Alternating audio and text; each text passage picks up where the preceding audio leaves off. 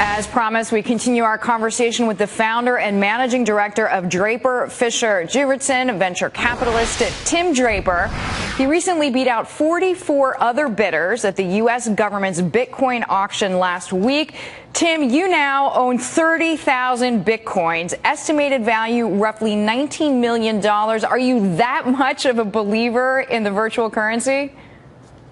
Yeah, I'm very excited about this. I think Bitcoin is as big a transformation to the finance and commerce industry as the internet was for information and communications, as peer-to-peer technology was to telephony.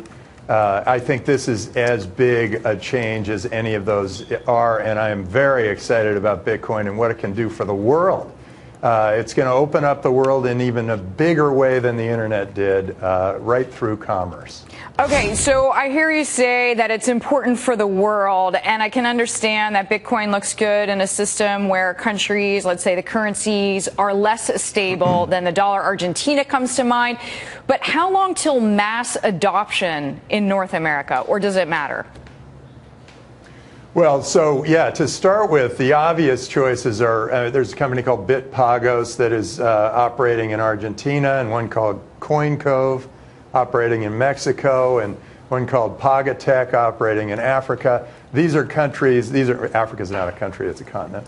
But these are areas where they don't have super confidence in their own fiat currency, and as a result, Bitcoin looks more attractive to them. In North America, we have a strong currency and we have very good commerce, but we do have friction to our commerce. I mean, we pay credit card bills, we pay 2.5% to 4% for credit cards. Bitcoin could be much quicker and much cheaper than any of those. For us to move money to another country, it is always there's a lot of friction there. Western Union charges something like 8%. That can be done very quickly with various sources. Varum comes to mind. And I believe we will also be able to use Bitcoin as an alternative to our currency. I mean, in 2008, we didn't know if the dollar was going to be worth anything. When the markets were crashing around us or whatever, I mean, Bitcoin was, if Bitcoin were here in 2008, which I don't think it was, it would be a stability source for our world economy. And so I think when you no longer have confidence in your own currency, that's a great opportunity to use Bitcoin. But although, as Tim, an investor, you need to be able to hedge. Every investor who's a fiduciary should be at least partially involved in Bitcoin, because it is a hedge against all the other currencies.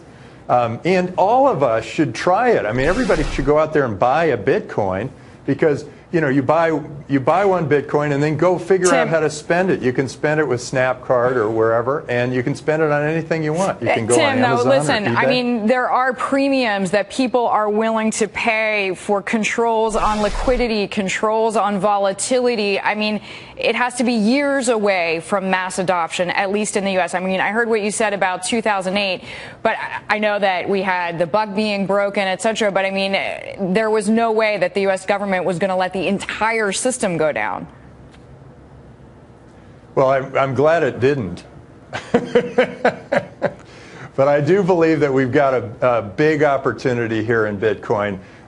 There are new technologies. There are smart contracts being built around Bitcoin. There's a whole ecosystem being built that's going to make commerce much easier, with much less friction, and safer, where you actually will have your Bitcoin account at BitMe is safer than your cash account in any of the investment banks. All right. Well, at the very least, I hear what you're saying. That is a diversification play at the very least. Tim Draper, we thank you always for your time. Venture capitalist joining us there.